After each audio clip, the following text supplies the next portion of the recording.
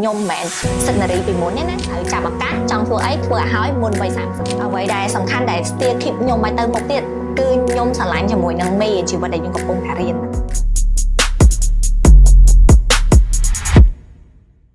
ជំរាបសួរ Hello ទស្សនិកជនទាំងអស់គ្នាស្វាគមន៍ត្រឡប់មក Sakura Podcast episode ទី 5 របស់ពួកយើងថ្ងៃនេះដែរយើងក៏មាន guest មួយដ៏ឆ្នើមហើយគាត់ក៏ជា multitask multi talent នៅក្នុងវិស័យ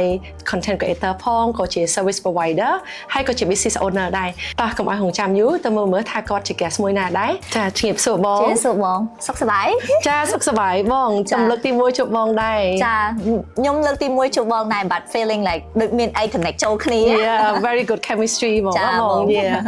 ងខ្ញុំ very passionate ទៅលើ storyline នៃ journey ដែលបងកំពុងទៅដើរនឹងដែរណាហើយអ្វីដែលខ្ញុំបានដឹងមកដូចជាបង start ជាមួយនឹង content creator អញ្ចឹងបងអាចប្រាប់បន្តិចបានទេថាតើ journey របស់បងនេះ start របៀបណាដែរ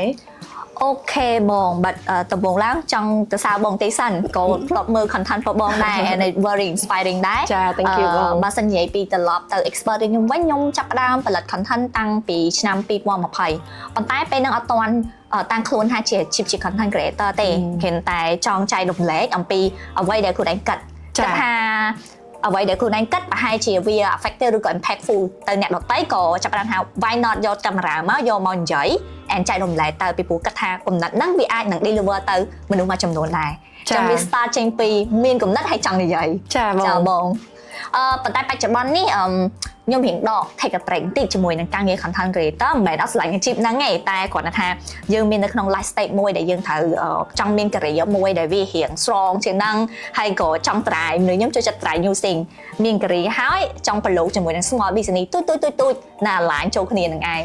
ចាស្ដាប់ទៅ very interesting មែនតើបងខ្ញុំគិតថានេះក៏ជា something that would inspire ខ្ញុំដែរបើសិនជាខ្ញុំស្គាល់បងបានមុនណាបើសិនជាខ្ញុំក្មេងជាងហ្នឹងខ្ញុំគិតថា oh this is my journey that I want I want to pursue ចាខ្ញុំគិតថាវា quite interesting ហើយក៏ really inspire younger people ច្រើនដែរដែលគាត់គិតថាពេលខ្លះគាត់អត់ដឹងថាគាត់ចង់ start អីគេឲ្យពិតប្រាកដទេប៉ុន្តែខ្ញុំគិតថានៅវ័យអាយុប៉ុន younger self យើងសិតតែអាច explore អ្វីដែរថ្មីបានអញ្ចឹងបងអាចប្រាប់បានទេថាតើអ្វីទៅដែលធ្វើឲ្យបងសម្រេចចិត្តថាឥឡូវហ្នឹង take a break ឯងអត់ចង់ធ្វើ content creator ប៉ុន្តែទៅធ្វើ business អីផ្សេងវិញអូខេដូចបានបញ្ជាក់មុនហ្នឹងចឹងបងមនុស្សយើងចូលចិត្ត take risk ហើយគាត់ថាចង់ចេញដោយសារតែទីមួយនៅពេលដែលអ្វីដែលជាគោលដៅចម្បងរបស់ខ្ញុំធ្វើម៉េចទោះបីជាខ្ញុំឈប់ធ្វើការខ្ញុំចេញរកស៊ីឬក៏អីក៏ដោយគឺត្រូវតែមាន bachelor degree នៅក្នុងដៃអាហ្នឹងគឺជា goal ចម្បងរបស់ខ្ញុំហ្មងអញ្ចឹងអាពេលដែលខ្ញុំ take a break ដំបូងហ្នឹងគឺត្រូវតែបញ្ចប់ការសិក្សាសិនបន្ទាប់ពីបញ្ចប់ហើយខ្ញុំគិតថាខ្ញុំបាន achieve goal ជាមួយឯងខ្ញុំត្រូវយកចំណេះជំនាញដែលខ្ញុំធ្លាប់ធ្វើការឲ្យគេពេលដែលខ្ញុំកំពុងរៀនហ្នឹងយកទៅ apply ជាមួយនឹងការងារយើងបែបម៉ាក់ខ្លះនិយាយតាមត្រង់នៅពេលដែលធ្វើការឲ្យគេទទួលស្គាល់ថាយើងបានចំណូលវាស្រួលប៉ុន្តែយើងអត់អាចធ្វើអីដែលជាយើងអត់អាចធ្វើអីដែលយើងគិតថាអូអានេះ effective យើងធ្វើបានទេអញ្ចឹងដោយសារតែខ្ញុំចូលចិត្តប្រឡូកខ្ញុំចូលចិត្ត take risk ខ្ញុំគិតថាបើសិនជាខ្ញុំឈប់ធ្វើការគេមកធ្វើជាអីដែលខ្លួនឯងប្រហែលជាយើងអាចមើលឃើញអាដុំកំភួនហ្នឹងជាខ្លួនឯងចាបងនិយាយទៅមុនហ្នឹងបងបានបញ្ជាក់ដែរថានៅពេលដែលយើងមានការងារជា corporate career ឬមួយក៏ professional មួយយើង save ហើយយើងបានចំណូលមួយដែលច្បាស់លាស់មែនតើប៉ុន្តែប្រកាសថាយើងនឹងមាន challenge ច្រើនមែនតើដែលនៅពេលដែលយើងមក pursue ខ្លួនឯងដើរ journey ខ្លួនឯងបែបហ្នឹងអញ្ចឹងបងអាចនិយាយបាននេះថាជា challenge ដែលបងជួបកន្លងមកនៅពេលដែលបងឈប់ហ្នឹងណាចេញពី corporate industry ហ្នឹងតើមានអីគេខ្លះដែលបងបានជួបប្រទះអូយអរគុណមែនតើបងខ្ញុំគិតថាសំណួរនេះអ្នកដែលទស្សនា podcast បងប្រហែលជាចូលចិត្តជាពិសេសអ្នកដែលគាត់វ័យខ្ទង់22 24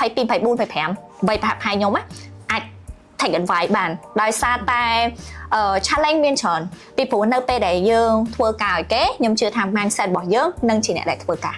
អ្វីដែលខ្ញុំផ្ដោតមនុស្សខ្ញុំគឺ detail oriented ធ្វើការឲ្យគេត្រូវតែគិតអំពី quality នៃការងារពីព្រោះយើងយកលុយពីមេរបស់យើងត្រូវ deliver ឲ្យគាត់ quality នៃការងារតែនៅពេលដែលយើងឈប់ធ្វើការquality ការងារគឺសំខាន់ប៉ុន្តែអ្វីដែលសំខាន់គឺ management មួយ cash flow អញ្ចឹងនៅពេលដែលចេញរកស៊ីខ្លួនឯងបានដឹងថាcash flow នៅក្នុង business គឺ important មែនតើហើយវាគឺជា concept ថ្មីមួយដែរដែលខ្ញុំ learn នៅពេលដែលខ្ញុំឈប់ធ្វើការឲ្យគេហ្នឹងគឺរបៀបរកលុយរបៀបរៀបចំ cash flow បែបហ្នឹងចាអាហ្នឹងគឺជា new ហ្មងដោយសារពីក្មេងមកកាត់នៅក្នុង environment ដែលប៉ាជាមន្ត្រីរាជការម៉ាក់ជាអ្នករកស៊ីតែខ្ញុំទេទៅរឿងមន្ត្រីរាជការច្រើនជាង អញ្ចឹងអត់សូវបានដឹងរឿងរៀបចំដោយកាក់ cash flow អីទេ so randomly ពេលដែលឈប់ពីធ្វើការគេមហោស៊ីគឺមានបញ្ហាជាមួយនឹង cash flow បន្តិចយើងអត់ទាន់ចេះរៀបចំហើយយើងអត់ទាន់ចេះ cut down quality នៃការងារមួយចំនួនដើម្បី make decision លឿនចាបងអញ្ចឹងបើសិនជាត្រឡប់ទៅវិញទៅលើ cash flow ឧទាហរណ៍ថាយើងក៏មាន audience របស់យើងមួយចំនួនចង់ pursue ទៅតាម journey ផងបងដែរតើបងអាច overcome ទៅលើ cash flow នឹងបានបែបណាដែរចាបងនិយាយឲ្យចំនៅពេលដែលយើងសម្រាប់ចិត្តថាយើងឈប់ធ្វើការគេមកកាត់ business ខ្លួនឯងយើងគួរតែមានកញ្ចប់សម្រាប់ខ្លួនឯងសិនវាអាចនឹងថា6ខែតិចបំផុតក្នុងការ run cash flow ហ្នឹងហើយរយៈពេល1ខែទៅ2ខែហ្នឹងបើសិនជាយើងឥឡូវបើសិនជាយើងមានបានsetមួយថាយើងដាក់ធ្វើការពេលយើងបានការងារហើយយើងអង្គុយធ្វើការនឹងមួយហើយយើងអត់រក project មកផ្សេងទៀត cash flow នឹង run អត់តាន់ទេមានមួយ3ខែអត់1ខែមាន1ខែអត់1ខែឡើយអញ្ចឹងបើសិនជានៅក្នុង condition ដែលយើងធ្វើការឲ្យគេដូចខ្ញុំ provide service ជា marketing ជូនគាត់ជូនអតិថិជនខ្ញុំអញ្ចឹងបើសិនជាយើងមាន project ហ្នឹងហើយយើងមិនមែនមានន័យថាយើងអង្គុយ sit down អង្គុយធ្វើតែការងារនោះមួយទៀតត្រូវរកភ្ញៀវបន្ថែមទៀត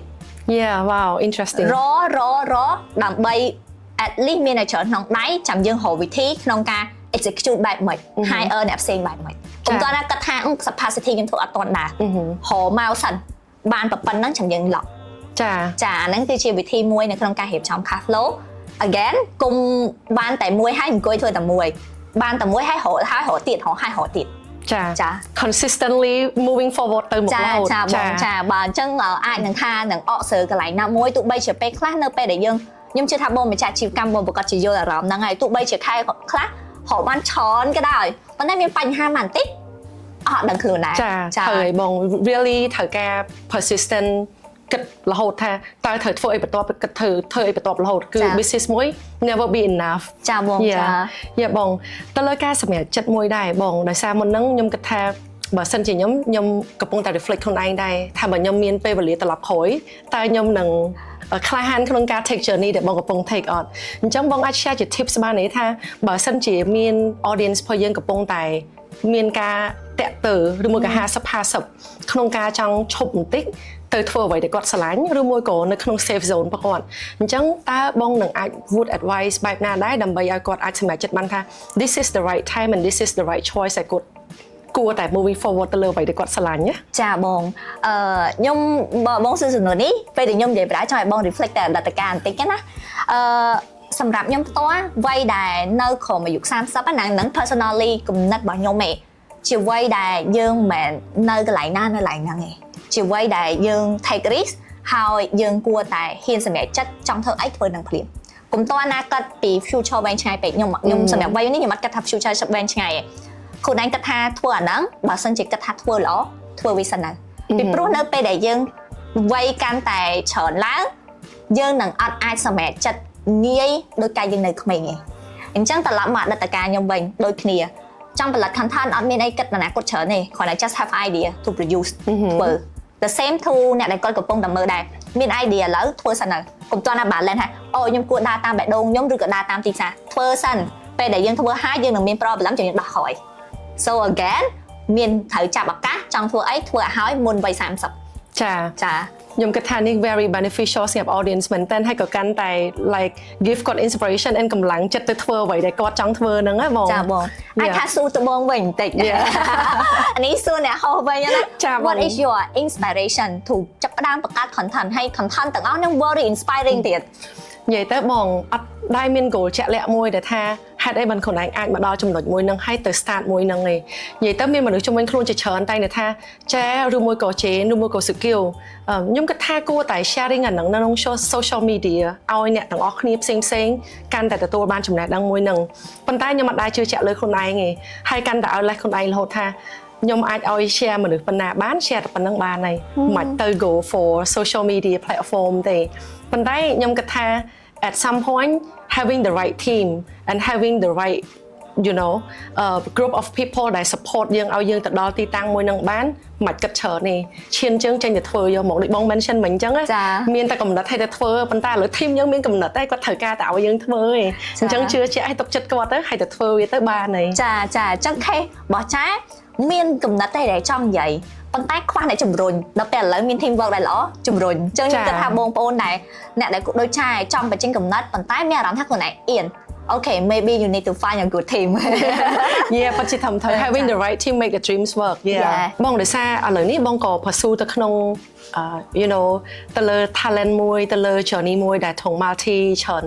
តើអ្វីទៅដែលបងគិតថាបងបានលះបង់ជាច្រើនដើម្បីអាចឲ្យខ្លួនឯងចូលមកក្នុង passion មួយនឹងបានណា ចា go back នៅ background ទៅដែរអត់មូលតាណាទេគឺរឿងដែលយើងឈប់ធ្វើការហើយមកធ្វើជាអាជីវកម្មខ្លួនឯង employee self employment វិញលះបង់ធំគឺទី1 cost of opportunity មកដល់ថ្ងៃជីវិតនៅ corporate អ្នកដែលធ្វើការជីវិតចេញមក high so លយជួប meeting ជួប international client ខ្ញុំដឹកជីវិតនឹងខ្លះដែរsitting around people នៅក្នុង table មួយដែល meeting and then យើង see ខ្លួនឯង very powerful as a women ហើយអង្គុយនៅក្នុងបន្ទប់ប្រជុំដែលមានអ្នកធំច្រើននៅហ្នឹងខ្ញុំបាត់បង់ opportunity ហ្នឹងគឺជា cost of opportunity ដែលខ្ញុំបាត់បង់នៅពេលដែលខ្ញុំចេញមករកស៊ីខ្លួនឯងហើយនៅពេលដែលយើងរកស៊ីវាអត់អាចដូចយើងធ្វើការដែលកាន់ project ធំទេយើងត្រូវ start ធ្វើពីទូអញ្ចឹងអាហ្នឹងអ្វីដែលត្រូវលះបង់មិនលះបង់ឲ្យធំទេប៉ុន្តែលះបង់ការគិតថាខ្ញុំពីមុនមិនមែនជាខ្ញុំឥឡូវយើងត្រូវ try time ដើម្បី adjust ឬក៏ adapt តាមវាគេហៅថាសម្របតាមវាបន្តិចម្ដងទម្រាំតែខ្ញុំសម្របបានអាចថាមួយឆ្នាំជាងដែរទម្រាំតែខ្ញុំប្រាប់ថា no ខ្ញុំមិនមែនសិទ្ធនារីពីមុនទេណាខ្ញុំឥឡូវជាសិទ្ធនារីបែបនេះផ្សេងហើយដូចពីមុនដូចខ្ញុំនិយាយចឹងខ្ញុំពីមុនជាសិទ្ធនារីដែលផ្ដោតទៅលើ perfection ពេលធ្វើការឬក៏ detail oriented ប៉ុន្តែឥឡូវពេលដែលខ្ញុំចេញរកស៊ីខ្ញុំមិនមែនជានារីដែលត្រូវផ្ដោតទៅលើ detail ទាំងអស់នោះទេបើ detail ពេកការងារខ្លះទៅមុខអត់រួចទេអញ្ចឹងយើងមាន team យើងមាន cash flow យើងមាន payroll ឲ្យបុគ្គលិកយើងនឹងហូតអត់រួចដែរគាត់ទេ so ខ្ញុំត្រូវ positioning ខ្លួនឯងផ្សេងគ្នាត្រូវតែលះបង់អីដែរធ្លាប់មានហ្នឹងឯងមួយទៀតបាត់បង់មិត្តភ័ក្តិច្រើនដោយសារវ័យប៉ិនយើងហ្នឹងមិត្តភ័ក្តិដែលនៅជុំវិញយើងគាត់មានបរិបទដែលសង្គមគេថាក្មេងយុវជនប៉ុណ្ណឹងត្រូវធ្វើនៅក្នុង zone ហ្នឹងតែយើងជាមនុស្សម្នាក់ដែលចេញមកមួយផ្សេងនៅពេលដែល conversation ដែលយើងនិយាយមួយគ្នាគាត់ក៏អត់យល់ពីយើងក៏អត់យល់ពីគាត់ដែរអញ្ចឹងក៏វាពិបាកមិនបន្ទោសនរណាគេតែគ្រាន់តែថាយើងនឹងអាចនឹងឯកោជាងមុនបន្តិចក្នុង position ហ្នឹងចំណុចទី3ការប្រកបអាជីវកម្មខ្ញុំគិតថាខ្ញុំនឹង learn ពីបងច្រើនជាងតែនេះខ្ញុំអាចថា share បានណាខ្ញុំកំពុង learn ពីបងដែរខ្ញុំនឹងគិតថា after podcast នេះនឹងអង្គុយស្ដាប់បងវិញទី3គឺ network សំខាន់ណាស់ត្រូវទេបងចាពិតជាសំខាន់ប៉ុន្តែខ្ញុំសម្រាប់ខ្ញុំគិតថាស្រីយើងពិបាក network ជាងប្រុសៗបន្តិចដោយសារប្រុសៗគាត់ពេលខ្លះគាត់មាន lifestyle ស្រួលយប់ឡើងទៅ drink alcohol ជាមួយនឹងមិត្តភ័ក្តិអីក៏អាចនិយាយការងារបានដែរតែបើស្រីយើងពេលខ្លះហៅគ្នាពេលយប់អីក៏អត់កើតដែរ so អាហ្នឹងក៏ជាគេហៅថាជាឧបសគ្គមួយក្នុងការឲ្យយើងមាន networking ខ្លាំងដែរ so អានេះវាគឺជាអីដែលត្រូវ sacrifice ដែរហើយក៏ត្រូវមិនមែន sacrifice តែទាំងមូលទេតែត្រូវ develop improve ទៅមុខទៀតចាបងអញ្ចឹងដោយសារ3 head point ដែលបងបានលើកមកគឺជាអ្វីដែលយើងអាចនឹងនិយាយបានថាវាជាឱកាសមួយដែលយើងអាចបាត់បង់ប៉ុន្តែយើងក៏មានអ្វីមួយជា passion មួយដែលច្បាស់លាស់ដែលយើងចង់ pursue ដែរអញ្ចឹងដើម្បីយើង really be able to maintain អ្វីដែលយើងអាចធ្វើនៅក្នុង corporate ប៉ុន្តែខ្ញុំជឿជាក់ថាបងមាន reason ជាច្រើនថាទោះបីជាបាត់បង់ប៉ុណ្ណឹងតែបង have a lot more ដើម្បី pursue passion បងអញ្ចឹងអ្វីខ្លះទៅដែលជំរុញទឹកចិត្តបងឲ្យនៅបន្ត passion នឹងបានចំណុចមួយគឺខ្ញុំតែងតែមានន័យថាគេហៅថាដឹងគុណជាមួយនឹងពេលវេលាដែលយើងដើរ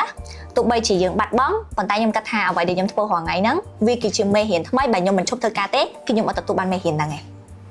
ហើយអ្វីដែលសំខាន់ដែល still keep ខ្ញុំមកទៅមុខទៀតគឺខ្ញុំស្រឡាញ់ជាមួយនឹងមេរៀនជីវិតដែលខ្ញុំកំពុងតែរៀនហ្នឹង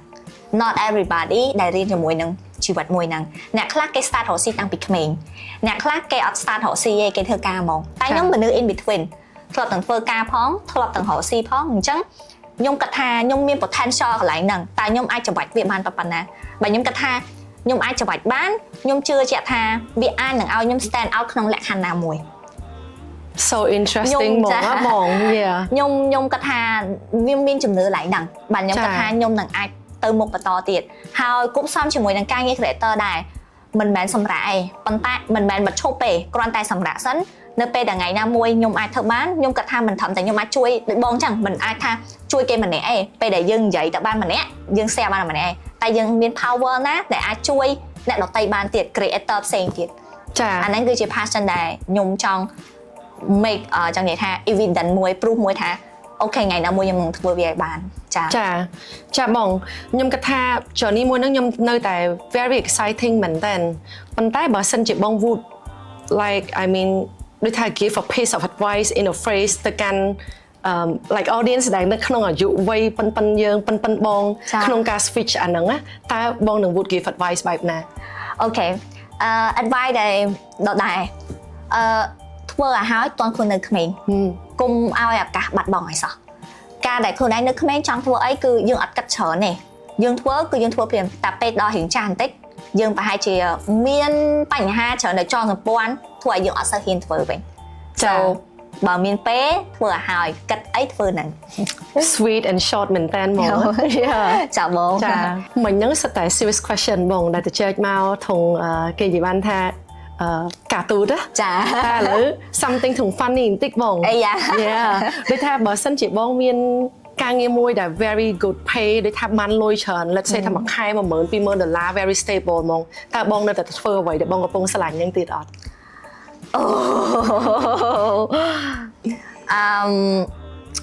condition ឥឡូវគឺយ៉ានឹងទៅរក12000សិនមូលហេតុអីយើបងយក12000ហ្នឹងសាវទុកយកមកធ្វើអីឲ្យខ្លួនឯងស្រឡាញ់ later មានន័យថាអត់បោះបង់ចោលអីដែលខ្លួនឯងស្រឡាញ់ទេគ្រាន់ថាឱកាសហ្នឹង maybe problem យាយគេ maybe ខ្វះដុល្លារចឹងទៅចាប់ដុល្លារសិនយកដុល្លារហ្នឹងយកមកធ្វើរឿងអីដែលខ្លួនឯងស្រឡាញ់ក្រោយចាអញ្ចឹងមានន័យថានៅតែបន្តក្តីសម័យផងខ្លួនឯងដដែល condiment ពេលឥឡូវចា it's not the right time yeah the right time now is to get the money first yeah money បងមួយទៀតទៅលើ fun fact question មួយសម្រាប់បងដែរបើសិនជាបងមានឱកាសក្នុងការសរសេរសភៅ10ក្បាលហើយជាមួយនឹងការ produce 100វីដេអូតើបងនឹងជ្រើសរើសធ្វើមួយណាខ្ញុំនឹងសរសេរសភៅ10ក្បាលដោយសារតែសរសេរសភៅ10ក្បាលមនុស្សគាត់ទទួលបាន mindset ឬក៏គំនិតច្រើនជាងខ្ញុំធ្វើបាន100វីដេអូហើយសិតតែអ្នកដែលអានសភៅយើងមានន័យថាគាត់ជា real fan របស់យើងហ្មងចាឧទាហរណ៍ដូចខ្ញុំសរសេរសភៅបាន2ក្បាលហើយអ្នកដែលអានគឺគាត់សិតតែ real fan យើងហើយបានគាត់ទិញបានគាត់យកទៅអានចាបង just one last question សម្រាប់បងដោយសារខ្ញុំដឹងថាបងក៏ជាមនុស្សម្នាក់ដែលធំ senior បន្តិចនៅក្នុង social media platform ណាបងអញ្ចឹងទៅបើសិនជាបងត្រឡប់ទៅវិញថាបងមាន fan page របស់បងរហូតដល់1លានហើយប៉ុន្តែអត់មាន engagement អីសោះ no interaction ជាមួយនឹង audience របស់យើងអត់មានអីទេប៉ុន្តែ versus ជាមួយនឹងបងមានតែ2-3 follower អីទេប៉ុន្តែគាត់ very engaged ជាមួយបងហ្មងតើបងយល់ឃើញថា between the two ហ្នឹងបងយកមួយណាដែរខ្ញុំនឹងយកខាងក្រោយទោះបីជាមាន2-3នាក់ប៉ុន្តែយើង make impactful វា better ជាងតែសារយើងធ្វើ content បងដឹងហ៎យើងចង់ deliver message ទៅឲ្យ audience របស់យើងអញ្ចឹងនៅពេលដែលទោះបីជាមាន3-4-5នាក់មើលប៉ុន្តែគាត់ respond មកយើងទាំងអស់មានន័យថាអាហ្នឹងបាន deliver ហើយអាហ្នឹងវាសម្រាប់គោលបំណងរបស់យើងបាត់ហើយចាចង់បងមិនយកមួយណាខ្ញុំក៏យកចុងក្រោយដូចបងដែរ cause អ្វីដែលសំខាន់ខ្ញុំគិតថាពី content creator purpose របស់ពួកយើង just want to make sure ថាអ្វីដែលយើងបានធ្វើហ្នឹងបាន engage ជាមួយនឹងពួកគាត់អញ្ចឹង it's not the amount of followers that we really make the impact មកកាន់ពួកយើងជំរុញទឹកចិត្តយើងវាជាកត្តាមួយដែរប៉ុន្តែខ្ញុំគិតថាអាកត្តាដែលយើង making sure ថា engage ជាមួយពួកគាត់បានទទួលសារយើងហ្នឹងកាន់តែធ្វើឲ្យយើងហ្នឹងមានកម្លាំងចិត្តទៀតចាចាំមិនថាយើងដូចគ្នាបង right បងយើងបាន discuss គ្នាច្រើនដែរនៅក្នុង episode ទី5របស់យើងនេះហើយក៏ very very energetic and dynamic ដែរបងអញ្ចឹងខ្ញុំគិតថា it's time to say goodbye ទៅកាន់ audience របស់ពួកយើងហើយ audience របស់យើងទស្សនិកជនយើងបើសិនជាមាន anything to share មានអីដែលចង់ចែកម្លែកជាមួយនឹងបងនារីឬមួយក៏មានសំណួរដែលចង់សួរគាត់ just put in comment ខាងក្រោមហ្នឹងហើយកុំភ្លេច like share ហើយ subscribe ផងដើម្បីខ្ញុំអាច share ទៅកាន់គាត់ដែរហើយគាត់ making sure ថានឹង share ទៅកាន់ពួកយើងដូចគ្នាចាបងជាពិសេសចង់និយាយថាខ្ញុំជឿថាគំនិតរបស់យើងចែករំលែកទៅពេលខ្លះក៏ត្រូវពេលខ្លះក៏ខុសអញ្ចឹងបងប្អូនដែលគាត់កំពុងទស្សនាមាន idea អីចង់បន្ថែម we would be happy ទៅមើល comment ពួកគាត់ដូចគ្នាចា alright អរគុណច្រើនអ្នកនរគ្នា goodbye